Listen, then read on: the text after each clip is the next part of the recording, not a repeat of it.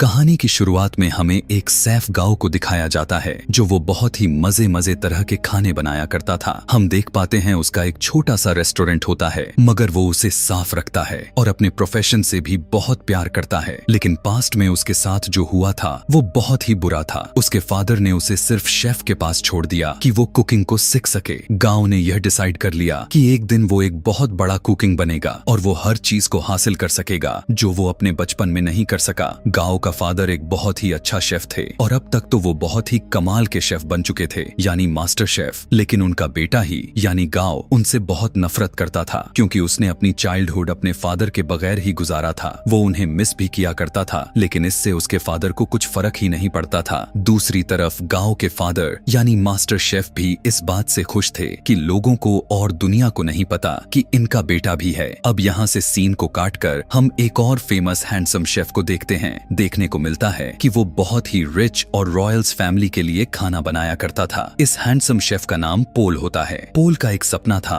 कि वो अपने फादर के लिए अपने ही कंट्री में एक बहुत ही बड़ा सा रेस्टोरेंट बनाएगा। इसीलिए वो अप्रूव को छोड़ते हुए और सभी आने वाले ऑफर्स को मना करते हुए वापस अपने कंट्री के लिए निकल जाता है। वहाँ पर जाकर वो एक फिश सेलर के पास आता है और उसे कहने लगा कि मुझे एक बड़ी सी मछली दिखाओ। तब फिश सेलर उसे दिखाने से मना कर देता है। अब जैसे ही गाँव उसी सेलर के पास बड़ी से मछली लेने के लिए आता है, तब वो सेलर उसे मछली दे देता है। यह देखकर पोल को तो गुस्सा आ जाता है और वो गाँव को गुस्से से देखता है, जैसे वो उससे जेलस होकर कि यार इसने उसको मछली दे दी और मुझे क्यों नहीं। फिश सेलर जब इन दोनों को गुस्से में होता देखकर उस मछली को 2 टुकड़ों में बांट देते हैं ताकि इनमें लड़ाई ना हो। लेकिन फिर में ये दोनों एक दूसरे को काफी गुस्से से घूरते हैं। अब हम पोल के बहुत ही शानदार रेस्टोरेंट को देखते हैं जिसकी आज ओपनिंग होने वाली थी। वो बहुत नीट एंड क्लीन के साथ साथ बहुत ही कूलर रेस्टोरेंट बनाया होता है। उसको बहुत ही अच्छे तरीके से डेकोरेट किया गया था। पता चलता है कि पोल जो नया रेस्टोरेंट खोला था वो गांव के रेस्टोरेंट के बिल्कुल सामने ही था, जिसे देखकर गांव के दोस्त घबरा जाते हैं क्योंकि ये नया रेस्टोरेंट इन सभी कस्टमर्स को अपने तरफ करने वाला था और इन सब लोगों को उनसे छीनने वाला था। और जिस बात का डर था वही होता है। सभी लोग नए रेस्टोरेंट का टेस्ट को चेक करने के लिए उसमें चले जाते हैं। यह देखकर गाँव के दोस्त गाँव का सपोर्ट करने के लिए डिस्काउंट का अनाउंसमेंट कर देते हैं जो कस्टमर को सच में अट्रैक्ट करती है और वो सभी फिर से गांव के रेस्टोरेंट की तरफ चले जाते हैं। इस बात से पोल के दोस्तों को बहुत ज्यादा गुस्सा आ जाता है और वो आकर इनसे गुस्से से बात करने लगते हैं कि तुम लोगों को दिक्कत क्यों हो रही है, क्या हमारी सक्सेस तुम लोगों को देखी नहीं जा रही। जिसके बाद अब इन दोनों पार्टी में डिसाइड होता है कि क्यों ना एक कंपटीशन रखा जाए और देखा जाए कि किस शेफ के हाथ में ज्यादा टेस्ट है। अब दोनों को जबरदस्ती कंपटीशन में पार्ट लेने के लिए कहा जाता है। पहले तो वो मान नहीं रहे थे, लेकिन जब वो एक दूसरे को देखते हैं तो पहचान लेते हैं कि इन दोनों का सामना तो उस फिश सेलर के पास हुआ था। इसीलिए दोनों इस कंपटीशन के लिए रेडी हो जाते हैं। अब टेबल लग जाता है और उस पर एक बड़ी सी फिश को रख दिया जाता है जिसको इन दोनों ने काटना था। अब सबसे पहले पोल उस फिश को काटकर फिश के अंदर से उसके कांटे को बहुत ही स्मूथली और तेजी के साथ निकालने लगता है और उसका यह तरीका सभी को काफी पसंद आता है। जिसके बाद पोल उसी फिश को गाँव की तरफ फेंक देता है। गाँव भी फिश को बहुत ही अच्छे तरीके से काटता है और जब मछली का स्किन दिखाता है तो उस पर जरा सा भी फ्लस नहीं होता, यानी उस पर जरा सा भी फिश का मिट नहीं लगा हुआ था। तो उसको भी सभी काफी पसंद करने लगते हैं, यानी दोनों की बराबरी में तारीफ होती है। अब वहीं पर एक चेयरमैन भी था। वो दोनों से कहने लगता है कि एक इंटरनेशनल कुकिंग कंपटीशन होता है, इसीलिए तुम दोनों को उसमें पार्ट लेना चाहिए और इन दोनों को प्रूफ करना था कि आखिर कौन बेस्ट शेफ है। इसीलिए दोनों रेडी हो जाते हैं। अब पोल मीडिया को बताने लगा कि मैं फ्रांस में कुकिंग किया करता था और यहाँ मैं चाइना आकर फील किया कि अब भी लोग पुराने तरीकों को यूज करके कुकिंग को करते हैं। और जाहिर सी बात थी कि वो किसी और को नहीं बल्कि गाँव को ही कह रहा था।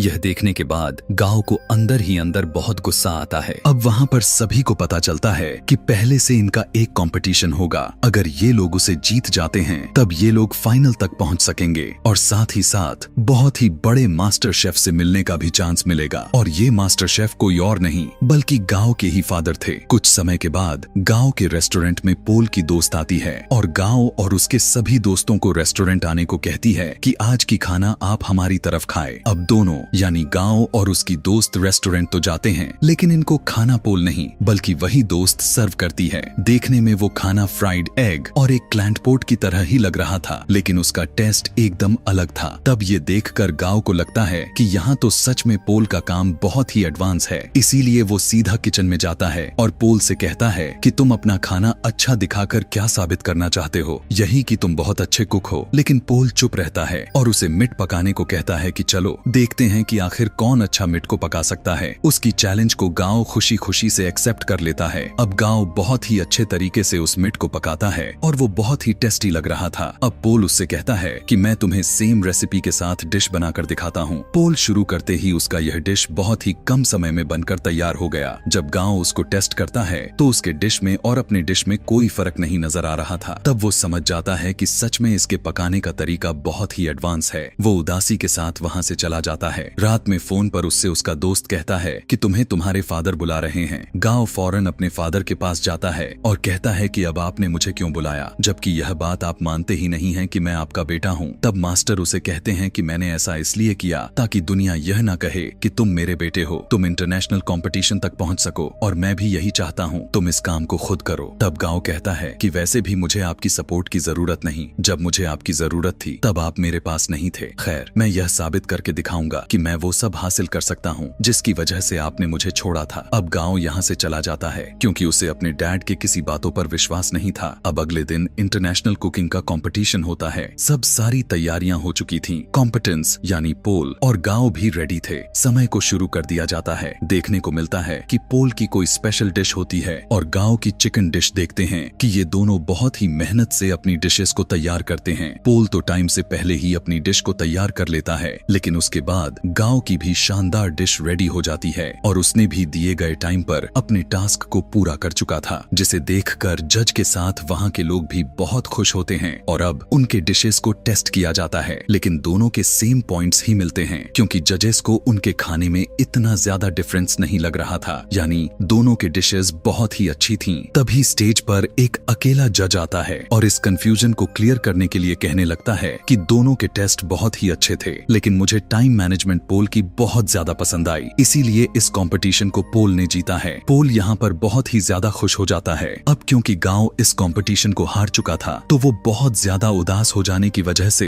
अपने घर नहीं जाता बल्कि वीडियो गेम खेलने के लिए निकल जाता है। वो कई दिनों तक अपना टाइम यूं ही स्पेंड करता रहता है और एक दिन उसके पास वही शेफ आते हैं जिनके पास उसने अपना बचपन गुजारा था और उन्हीं के पास गांव के फादर उसे छोड़कर गए थे। वो उसे समझाने लगते हैं कि गांव देखो, हार जीत तो हमेशा लगी रहती है। अगर तुम नहीं जीत सके तो क्या इसका मतलब यह थोड़ी है कि तुम कल भी नहीं जीत पाओगे। लेकिन गांव घर जाने के लिए तैयार ही नहीं था। उसे बहुत समझाने के बाद कन्विंस कर लिया जाता है कि उसे घर जाना होगा और उसे अगले कंपटीशन की तैयारी करनी होगी। अब पोल बहुत ज्यादा ही खुशी की वजह से अपने रेस्टोरेंट जाता है। वो बहुत एंजॉय करता है। तब उसके सामने उसके दोस्त बैठे हुए उसे कहने लगते हैं कि पोल, अपने दोस्त को मौका क्यों नहीं देते हो? वो इतने टाइम से तुम्हारे साथ, तुम उस पर ट्रस्ट तो करो, उसे अलाव तो करो कि तुम्हें वो इंटरनेशनली रिप्रेजेंट तो कर सके, तुम्हारे रेस्टोरेंट का नाम ऊंचा कर सके। तब पोल उसे कहता है कि हाँ, वो मेरी अच्छी दोस्त जरूर है, इस बात से तो मैंने मना भी तो नहीं किया, लेकिन यार उसे तो सही से खाना तक पकाना नहीं आता, तो वो आखिर कैसे मेरे रेस्टोरेंट को इंटरनेशनली रिप्रेजेंट कर सकती है? तो उसका दोस्त उसकी बातों को और आगे तक बढ़ाने लगता है। उसकी बातों से यह लग रहा था कि जैसे वो उसकी दोस्त की तरफ है और उससे मिला हुआ है और इनके दिल में लालच आ रही है कि तभी वहाँ पर पोल के वही दोस्त आती है और उसके सामने सूप के 2 कप्स को रखते हुए कहने लगती है कि पोल, क्या तुम मुझे यह बता सकते हो कि इनमें से किसमें सॉल्ट ज्यादा है? तो यहाँ पर पोल बिल्कुल खामोश हो जाता है क्योंकि उसमें टेस्ट करने की एबिलिटी ही नहीं थी। उसके टेस्ट वर्क कर ही नहीं सकते थे और यह नेचुरल था। तब इस बात की वजह से पोल को बहुत ही ज्यादा दुख हो जाता है कि उसकी अपनी दोस्त ने ही उसके बाकी के दोस्तों के साथ मिलकर उसे चिट किया और उसे धोखा दिया। यह देखकर उसकी दोस्त उससे कहने लगती है कि क्या हुआ पोल, तुम समझते थे कि मैं तुमसे प्यार करती हूँ? नहीं, ये तो तुम्हारी गलतफहमी थी। आजकल ऐसा आखिर कहाँ होता है? मैंने तो तुम्हें यूज करके इंटरनेशनल कंपटीशन में जा सकूं। वैसे में वहाँ तक जाना मेरे लिए पॉसिबल तो बिल्कुल भी नहीं था, लेकिन आज तक जो मैंने तुम्हारा राज रखा उसके बदले में तुमने मुझे क्या दिया? क्या तुम मुझे ऑफर ऑफर नहीं कर सके, लेकिन अब तो बिल्कुल भी नहीं। अब मैं खामोश नहीं रहूंगी, क्योंकि अब मैं खुद उसी कंपटीशन में जा सकती हूँ। पोल की ही एक दोस्त पोल के दोस्त के ही साथ मिलकर चिट कर रही थी, क्योंकि अब वो दोनों अब रिलेशनशिप में थे और पोल के अगेंस्ट ही एक साजिश यानी कॉन्स्पिरेसिस चल रहे थे कि पोल के रेस्टोरेंट को ट्रिक्स देंगे और जो उससे पैसे आएंगे उसमें अपनी लाइफ स्टार्ट करेंगे। लेकिन पोल भी ऐसा होने नहीं दे सकता था। पोल यहाँ पर काफी उदासी के साथ अपने रेस्टोरेंट से बाहर आ जाता है। रात हो चुकी होती है और वो वहीं पर बैठकर ड्रिंक करने लगता है कि तभी गांव भी उसे देख लेता है और उसके पास आकर कहता है कि पोल यार, तुम इतना उदास क्यों बैठे हो, वो भी बीच रास्ते पर। तुम तो जीत चुके हो, तुम्हें तो खुशियां मनानी चाहिए। तब पोल उसे कहता है कि हाँ, जीत तो चुका हूँ पर हार भी बहुत चुका हूँ। खैर, इस बात को छोड़ो, मैं तुम्हें एक बात बताता हूँ। तुम सामने जिस बैनर को देख रहे हो वो गांव के फादर, इनफैक्ट वो उसी मास्टर शेफ की पिक्चर होती है। तो पोल उसकी तरफ इशारा करके कहता है कि ये मेरे आइडियल हैं, मैं चाहता हूँ कि मैं इनकी ही तरह बनूं। तब गांव हल्का सा स्माइल करते हुए पोल से कहता है कि ये मेरे फादर हैं, तुम यही सोचते हो ना कि ये अच्छे इंसान हैं और इनके ही जैसा बन जाओ, लेकिन मैं तुम्हें बताता हूँ मेरे फादर दिल के बहुत बुरे हैं। यहाँ पर गांव उसे अपने पास्ट की स्टोरी बताने लगता है कि उन्होंने मेरे साथ क्या किया। पहले तो पोल कहता है कि तुम क्यों मजाक कर रहे हो, बस करो, लेकिन गांव उसे बताता है कि नहीं, वो मुझे बचपन में सच में छोड़ गए थे, सिर्फ इसलिए क्योंकि मैं उनकी प्रोफेशन को अपना नहीं पा रहा था। मैंने सारा बचपन उनके बगैर ही गुजारा है। यह सुनने के बाद पोल उससे कहता है कि ठीक है, छोड़ो इस बात को, अब हम क्या कर सकते हैं। तब गांव उसे कहता है कि बॉटल्स फेंक सकते हैं। तब वो दोनों खाली बॉटल्स से चलाकर गांव के फादर के बैनर पर मारने लगते हैं और बहुत खुश होते हैं। यहाँ पर इन दोनों में दोस्ती हो जाती है और ये सीन क्यूटनेस से भर जाती है। अब आगे पोल जब अपने रेस्टोरेंट में जाता है तब वो देखता है कि उसके ही दोस्त उसके रेस्टोरेंट का सौदा कर रहे हैं। तब पोल उनसे कहने लगता है कि ये क्या कर रहे हो तुम लोग, बगैर मेरी इजाजत के ऐसा कर भी कैसे सकते हो। तब उसके दोस्त उसे कहते हैं कि मुझे पहले यह बात बताओ, इंटरनेशनल कंपटीशन में किसको लेकर जाओगे, क्योंकि राउंड 2 में अकेले ही कुकिंग नहीं कर सकते, आपके साथ आपका पार्टनर होना बहुत जरूरी है, तुम अपने दोस्त को लेकर नहीं जाओगे। तब पोल कहता है कि मुझे पता है कि मैं किसे लेकर जाने वाला हूँ, जो कि एक डिजर्विंग होता है। यहाँ पर पोल गांव के नाम ले लेता है। अब इस बात को सुनकर उसके दोस्त काफी जेलस होते हैं। तब उनमें से एक कहता है कि पोल याद रखना, तुम्हारा करियर मिट्टी में मिल जाएगा। तब पोल उसने अपने सर से हिट करके उन सभी को वहाँ से भगा देता है। जब ये सब लोग चले जाते हैं तब गांव का वही शेडियन शेफ पोल से कहने लगा कि पोल, क्या तुमने सच में गांव को अपने साथ लेकर जाने वाले हो। तब पोल कहता है कि हाँ, क्यों नहीं, और साथ ही वो गांव के शोल्डर पर पैक्ट करते हुए कहता है कि हाँ, ये डिजर्विंग है। यह देखकर सभी लोग बहुत ही ज्यादा खुश हो जाते हैं।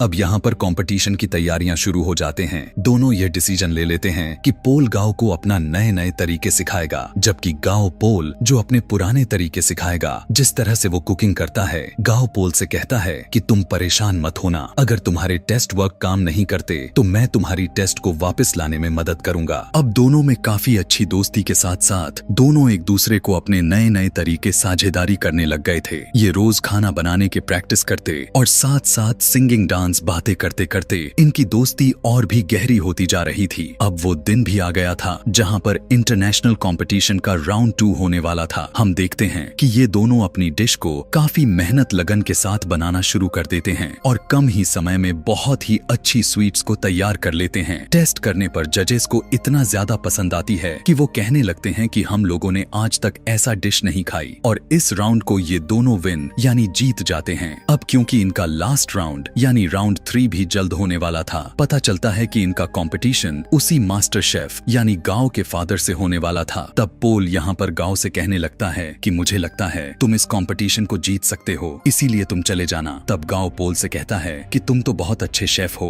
तुम्हें तो एडवांस तरीके भी पता है, तुम मेरे से भी अच्छा कर सकते हो। तब पोल गांव से कहता है कि नहीं, ऐसी बात नहीं है, देखो मैंने अपने रेस्टोरेंट को बनाकर अपने फादर का ड्रीम को पूरा किया, तो तुम भी अपने फादर का ड्रीम पूरा क्यों नहीं कर सकते। खुद को बहुत ही अच्छा शेफ बनकर वो तो तुम्हें शेफ के रूप में देखना चाहते हैं, वो भी अच्छा वाला, इसीलिए तुम उनके सामने जाकर कुकिंग करो और उन्हें प्रूव कर दो कि तुम बहुत अच्छे शेफ हो। उसकी ऐसी बात सुनकर गांव मान जाता है और पोल का शुक्रिया करता है। अब यहाँ पर थर्ड और फाइनल राउंड स्टार्ट हो चुका होता है। दूसरी तरफ मास्टर शेफ भी अपना डिश बनाना शुरू करता है और इधर गांव भी शुरू हो जाता है। लेकिन शुरू होने से पहले ही उसे अपने बचपन के कुछ यादें आने लगती हैं, जहाँ पर उसे उसके फादर छोड़कर चले गए थे और वहाँ पर काफी सारे बच्चे मिलकर बुली किया करते थे वो उन्हीं यादों में खो जाता है कि तभी उसके फादर उसके मुंह पर पानी फेंक कर मारते हैं और कहते हैं कि अपना काम शुरू करो। तब यहाँ पर गाओ कुछ बनाना शुरू करता है। दूसरी तरफ मास्टर शेफ यानी गाओ के फादर एक बहुत ही सुंदर डिश को तैयार कर देते हैं। देखने में ऐसा लग रहा था कि उसमें आग लग चुकी हो और उसी आग के अंदर एक फूल निकल रहा हो। उस फूल का बहुत प्यारा टेस्ट होता है जो जजेस को यह बहुत ही ज्यादा पसंद आता है। और जब गाओ की बारी होती है कि वो अपनी डिश दिखाए कि आखिर उसने क्या बनाया है, तब वो एक बोल में नूडल्स बनाकर सीधा अपने फादर के पास जाता है और उन्हें वो प्रेजेंट करता है। मास्टर शेफ जब उसे टेस्ट करते हैं तब वो नूडल्स उन्हें बहुत अच्छे लगते हैं और ये वही नूडल्स होते हैं जिसकी वजह से गाओ को बचपन में काफी डांट पड़ी थी कि तुम तो नूडल्स तक नहीं बना सकते। और आज गाओ ने उस नूडल्स को इतना टेस्टी बनाया था कि उसके फादर ने खुद उसे ना चाहते हुए भी खाने लग जाते हैं और खाना ही नहीं छोड़ रहे थे, सिर्फ खाते जा रहे थे और अपने बेटे से कहते हैं कि शाबाश बेटा, तुमने काफी अच्छी नूडल्स बनाए हैं। वो यहाँ पर काफी इमोशनल हो जाते हैं। तो यहाँ पर आए हुए दर्शकों को भी पता चल जाता है कि एक तो इनका सर नेम भी सेम है और इन लोगों का बिहेवियर भी देखकर यही लग रहा है कि ये दोनों बेटा और बाप हैं। तो यहाँ पर गाओ के साथ ही साथ उसके फादर का भी सपना पूरा हो चुका था। और इधर हम रेस्टोरेंट में देखते हैं कि पोल और गाओ दोनों साथ में काम करते हैं और उनकी ऑडियंस पहले से और भी ज्यादा हो चुकी है, यानी अब उनके पास पहले से ज्यादा कस्टमर्स आते हैं। लोग उनका खाना बहुत ज्यादा पसंद करते हैं और इनकी कमाई 10 गुना बढ़ जाती है। इसी के साथ यह कहानी यहीं पर खत्म हो जाती है। ऐसे ही और भी मूवी एक्सप्लेनेशन वीडियोस देखने के लिए कमेंट में नेक्स्ट लिखना ना भूलें। Thanks for watching.